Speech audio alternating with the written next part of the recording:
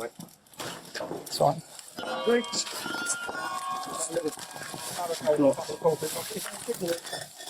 No one in here at the moment. Hold on. The police. Got it. Stay where you are. Stay where you are. Show me. Stay where you are. Show your hands. You here? Jenny. Yep. Jenny. Yeah. Oh. The time is 12:12. You're under arrest on suspicion of murder against Jonathan McCullough and Elias McCullough. Yep, Okay? okay. You don't have to say anything, but it may harm defence. If you do No, not I don't mention take my cover. when question, so such want anything to do so with the evidence. Okay? Alright, your arrest is necessary for a prompt and effective. Is there anything in the pot that we should know about? Yes, there Where? is. Can I take you to it? No, you can tell me. Can we go in there for a second, just so I can tell you something about what's in there? Yeah. Thank you. And then, Want to tell us the only something? reason I said I need to tell you something about what's upstairs on the top floor as well. It's fine. Yeah, okay. Yeah. Is it here? Yeah. Yes, mind your feet. Obviously, with Honestly, I'm not that phone. no, it's fine. I know, but obviously I've got to be careful. My dad's body's in there. Right, okay. Yep, okay. Obviously I'll Where about say, your mum? a little bit more complicated. Okay.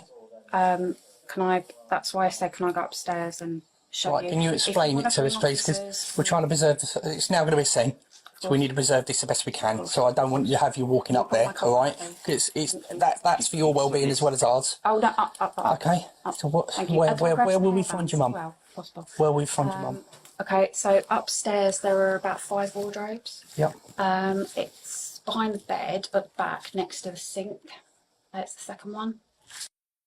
I slipped a pile of those into his drink.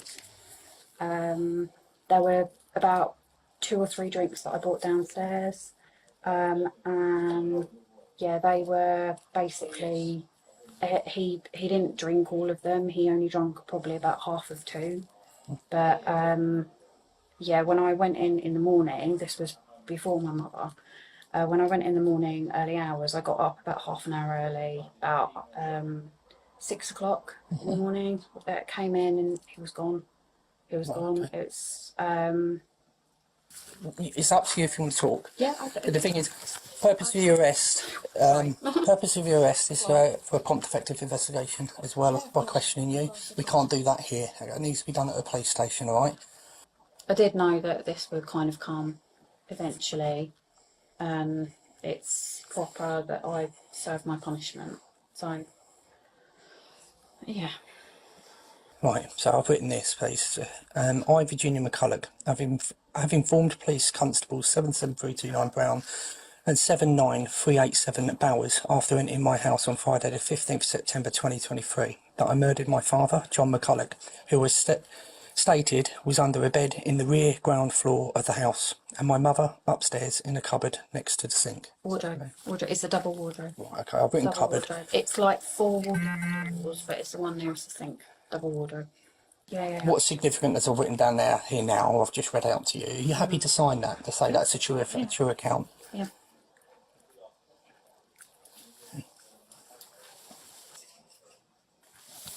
Cheer up, at least you caught the bad guy. I've I know, I woken don't up seem... today and done my job. No, I know I don't seem not a lot. 100% evil, but we all... Yeah, I'm not going to comment on anything. It's not my job to comment on it, okay? Because I've got to be impartial with everything, okay? So I'm not going to give any comments. No, well, I mean, I deserve to obviously get whatever's coming sentence-wise, because that's the right thing to do. And that might give me a bit of peace. Also in the handbag as well, there's, and again, because you're probably going to need to know about it, there's a card in there, card one money. And that's a bank card where there's a lot of transactions that have taken place over the last few years from money that pertains to my parents. Lois and John McCullough. They're an elderly couple, not super old, we're talking, John was 71 years of age, so we're talking about people who are in their retirement phase. They also had 5 daughters, but 4 of those children, all daughters, they'd moved out a long time ago, but their youngest daughter, Virginia McCullough, she'd literally been living with them rent-free in that home that they lived in Great Baddow near Chelmsford in Essex. But with respect, Virginia McCullough is not there because she genuinely wants to be around her parents, because she has this interdependency idea and she's going to be able to support them and they're going to be able to support her. With Virginia McCullough, it's a one-way street, without a doubt. First of all, she didn't have a job at all. So she was basically relying on payments from her father. Now, apparently the elderly couple were quiet, and one of the things that was also noted about their neighbours was they were largely reclusive, and so they weren't necessarily active in the community. And of course, we all know what that means. If you're not active in the community, if people don't see you on a regular basis, then when you just don't seem to be anywhere anymore, it doesn't necessarily provoke any reaction because, hey, you weren't actively engaged or involved in that neighbourhood anyway. But one of the things that was noted by neighbours, in spite of the fact that they're often very reclusive and people don't really know them that well, is that occasionally the peace of the neighbourhood in Great Baddow was punctuated essentially by the sound of Virginia McCullough screaming at someone.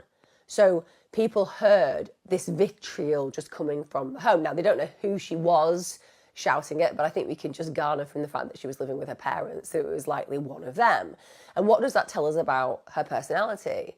If she's not only living at her parents rent-free, if she's not only being bankrolled by her father, who's earned his money and saved for his retirement and is now being drained by her, she's also quite confident in the way that she can act around them, because if she's screaming at the top of her voice to a point where people in the neighbourhood can literally hear her, that demonstrates, yes, one could say an instability, but one could also say an personality.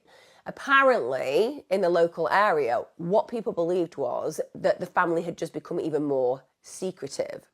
So all of a sudden, these people who aren't, as I said, massively active in the local area, seem to just go off grid.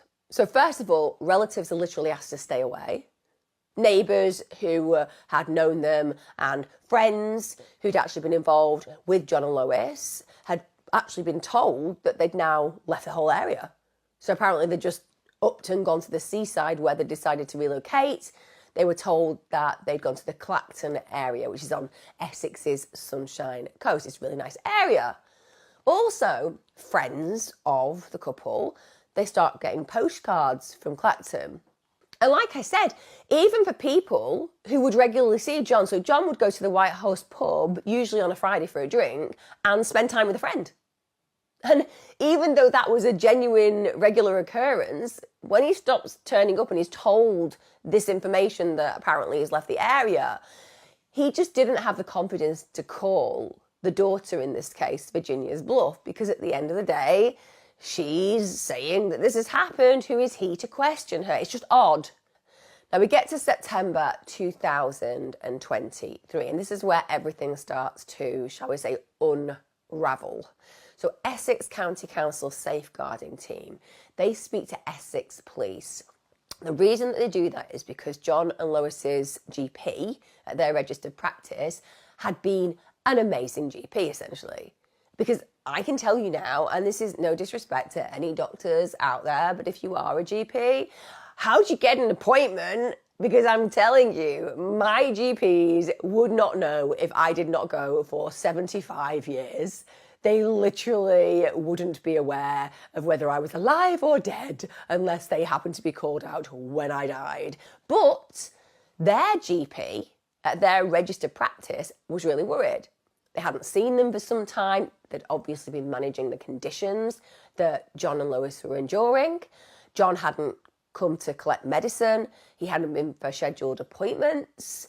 And during this period of time, when obviously the GP is concerned, is expressing concern as well and trying to get in contact with John and Lois, Virginia McCullough basically starts to say that there are all these excuses, and she goes ahead and cancels those appointments on her parents' behalf.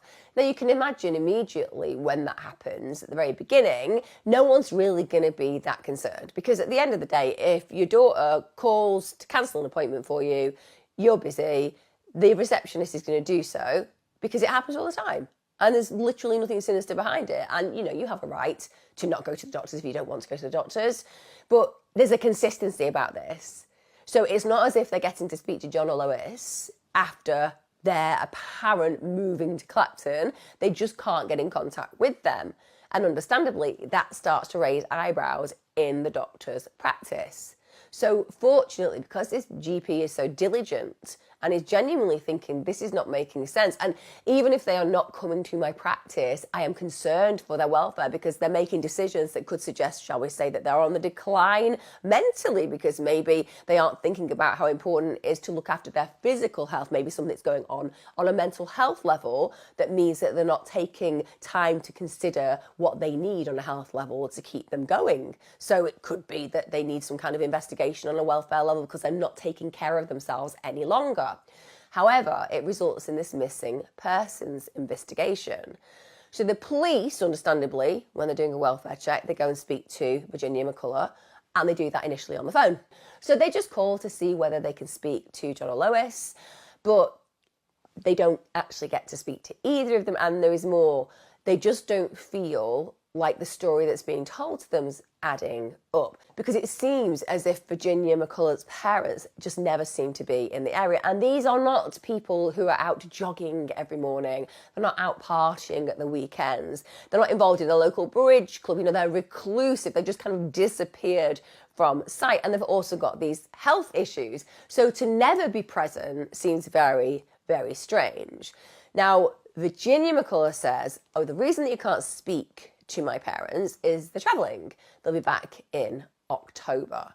So she's trying to delay what will turn out to be the absolute inevitable. Now, like I said, the police are deeply concerned. It doesn't make sense that the McCulloughs have just disappeared off grid, that the doctor can't get in contact with them, that apparently they're never, ever around. And the only person that seems to have any contact with them whatsoever is Virginia McCullough, their daughter.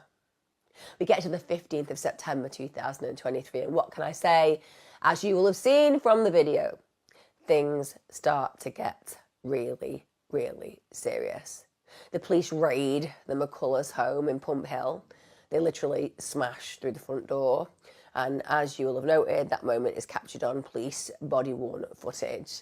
There is something quite disconcerting about Virginia McCullough, because when you look at her, she just looks like a typical human being, doesn't she?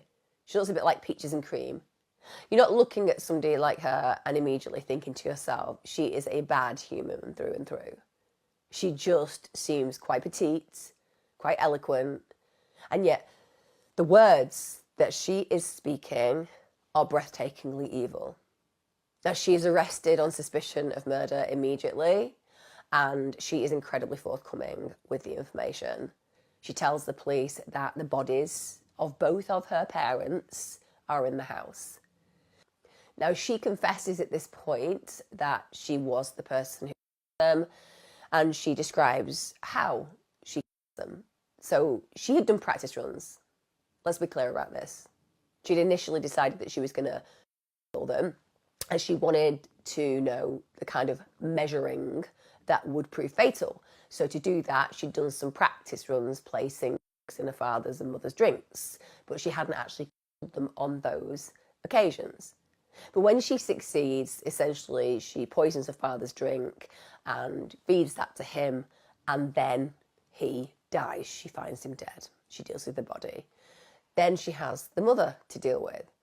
But even though she has to mum, her mother hasn't actually drank the entire drink, and so instead she decides to do it a different way.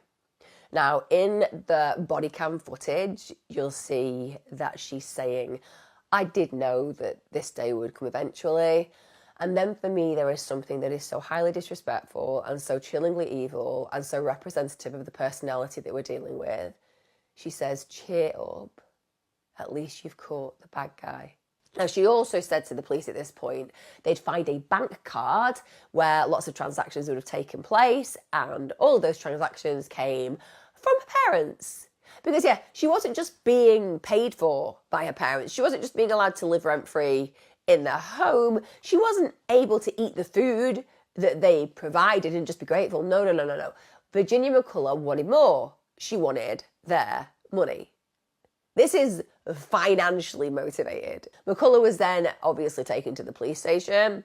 She told the police where the kitchen knife was, which she then described was a murder weapon, because whilst her father had indeed been poisoned to death, her mother just wasn't as lucky. And when I say lucky, clearly it's in the context of they got murdered, so there's no luck involved there. But when it comes down to how you experience the murder, well, her father was luckier because he didn't get knifed or hammered to death, where her mum did, which is horrific. In fact, she says to the police, you know, this is grisly to talk about, but there's a hammer hidden in the home under the stairs and it would still have on it. So she hasn't even bothered cleaning up the weapons that were used. She's just in a state of denial to some degree. She's acted this way and then she's compartmentalised it. Now, when it came down to confirming exactly how John McCullough and Lois McCullough had died, he was 70 at the time of his death. He'd been fatally poisoned, and Lois, who was 71, she'd also been poisoned. These were with prescription medications. But then she had not died. She hadn't drank enough of it. So Virginia McCullough battered her with a hammer and stabbed her to death. When they started to look through the property at the documents to figure out, you know, what was the motivation, what was going on where Virginia McCullough was concerned, they start finding that she'd just desperately been trying to keep from her parents an enormous black hole of debt. So Virginia McCullough was spending so much money that she didn't have and wasn't entitled to, and it was just becoming more and more obvious that at some point John and Lois are going to realise she's stealing from them. So she had gone so far with this, by the way. She'd forged letters, because what she's trying to say to her parents is, oh my God, you're being scammed. So she's creating these letters, which is this narrative that is an absolute lie, exploiting her parents' good faith and belief systems by suggesting that they've been scammed out of money, that she is only informing them of what's being discovered because they have clearly been stupid, as far as she'll be saying, and lost money by getting involved in things that they believed were authentic but have actually turned out to be financial cons. Now, unbeknown to John and Lois, she's out there just spending their cash, and she is racking up debt after debt after debt, all in their name.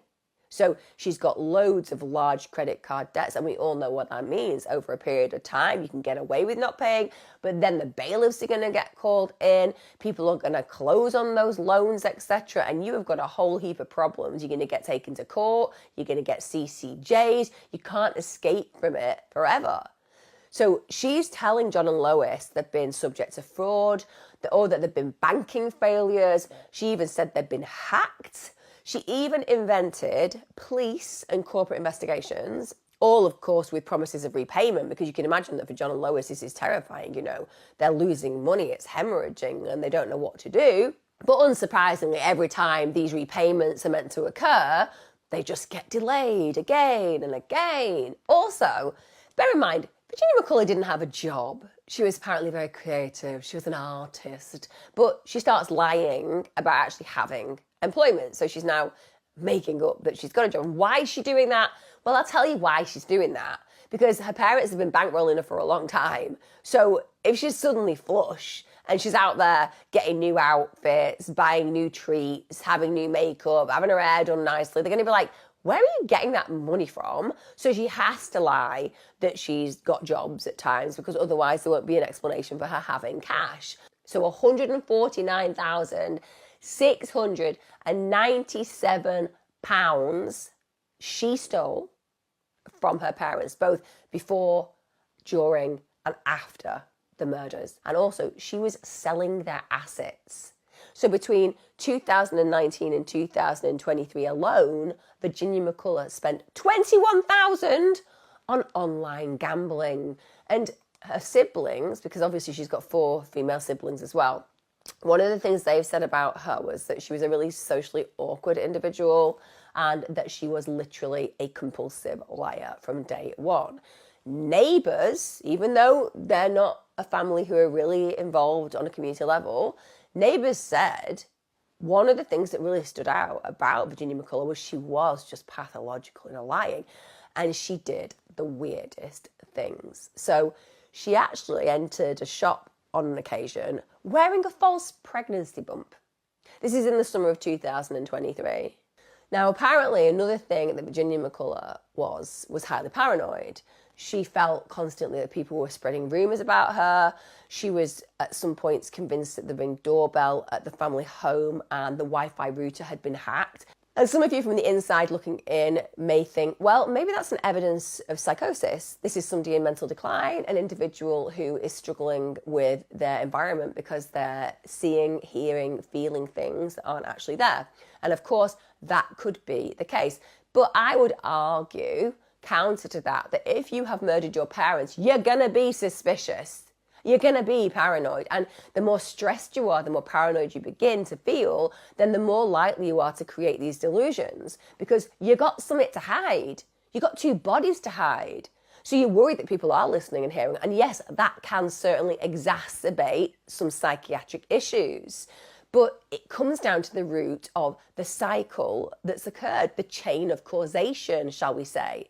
She's people. Of course, in the back of her mind, she has the fear. That's why when the police come to her home, she basically is saying that she's kind of glad that it's come to an end because she has been stressed about the fact that she's only got a period of time before it gets found out. And she's been imagining that and perceiving that possibility. And yes, going about these bizarre and absurd behaviours to try to manage and deflect. But ultimately, she's known. So that could absolutely, on a stress level, have led her to become more paranoid and suspicious and even to trip into more of the psychiatric issues that are associated with that. But it comes down to her actions, not to her mental health. Now, at Chelmsford Crown Court, Virginia McCullough admitted the murders. So she pled guilty. She said that the murders took place between the 17th and 20th of June 2019. Of course she did. There was no way she was ever going to get away with it. The judge described to the court how Virginia had basically stolen from her parents, she'd secured loans in their names, that she'd spent their money, that she'd lied to her parents about her employment, that she'd told them that she had all these medical conditions that she didn't have, and therefore there was premeditation, there was coercion, there was a willingness to manipulate people that should have been able to trust her. And ultimately, they paid their price with their lives because of that. Now, throughout the sentencing hearing, McCullough apparently stared at the floor emotionless, and it was apparently only when she listened back to the interview with police on how she described how she murdered a mother that she started to get upset. And on that interview, she's heard saying about her mother, she looked so innocent. She was just sat there listening to the radio. I did go in 3 times to build up some gumption, but I knew I had to get it done and can't hesitate. She was just staring at me in disbelief. I was hitting like someone badly playing the xylophone. Throughout the course of our investigation, we have built a picture of the vast levels of deceit, betrayal and fraud she engaged in. It was shocking on a monumental scale. McCullough lied about almost every aspect of her life, maintaining a charade to deceive everyone close to her and clearly taking advantage of her parents' goodwill. She is an intelligent and adept manipulator who chose to kill her parents callously and without a thought for them or those who continue to suffer as a result of their loss.